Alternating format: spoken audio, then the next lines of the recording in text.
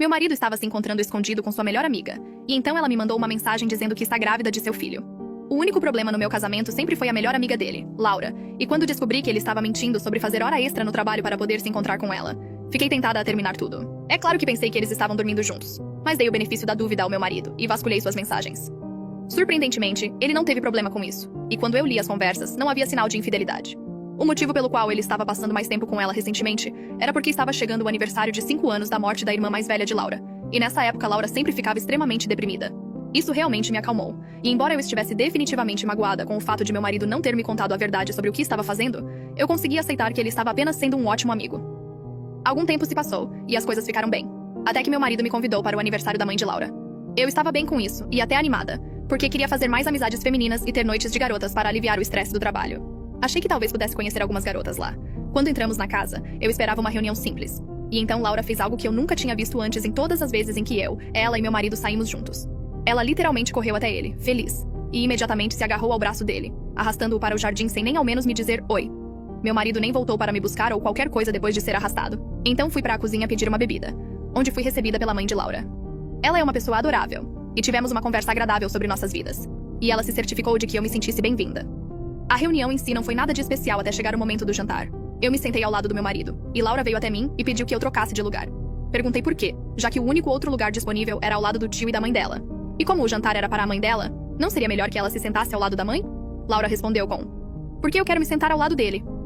Eu me virei para o meu marido, esperando apoio, e ele me pegou totalmente desprevenida, apenas balançando a cabeça e me dizendo para sair, afirmando que eu estava sendo infantil e fazendo uma cena por causa dos lugares. Nesse ponto, eu senti meu sangue ferver, porque estava óbvio o que Laura estava fazendo, e meu marido estava apenas aceitando. Eu me levantei e disse a ele que me sentia desconfortável, e que precisava ir ao banheiro e perguntei onde ficava.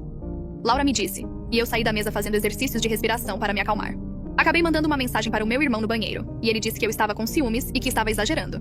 Então eu concordei e voltei para a mesa, sentando-me ao lado da mãe de Laura. O tempo todo, meu marido e Laura riam, e parecia que tudo o que ele dizia era engraçado para ela. Ela continuava a esfregar as costas dele, tocar os braços e dizer como ele estava mais forte, e ela me olhava com um ar de superioridade.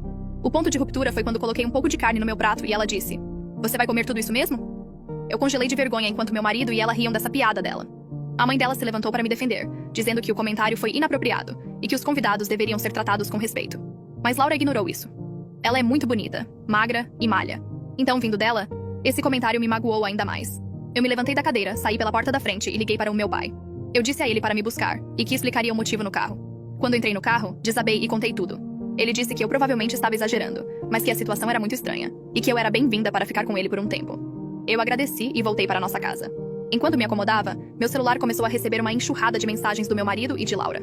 Eu li as mensagens e, para meu horror, meu marido dizia que eu havia arruinado o jantar inteiro e que iria passar a noite na casa dela.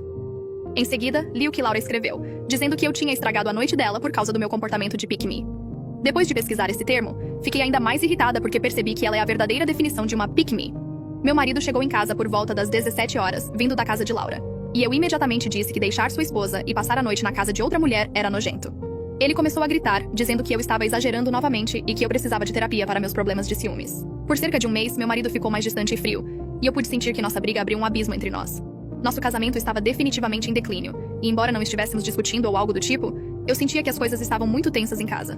Mal falávamos, definitivamente não tínhamos intimidade, e eu tinha que lidar com ele indo até a casa da Laura cerca de uma vez por semana. Eu mordi a língua, no entanto, e me segurei, esperando que isso fosse apenas uma fase dentro do nosso casamento, e torcendo por uma luz no fim do túnel.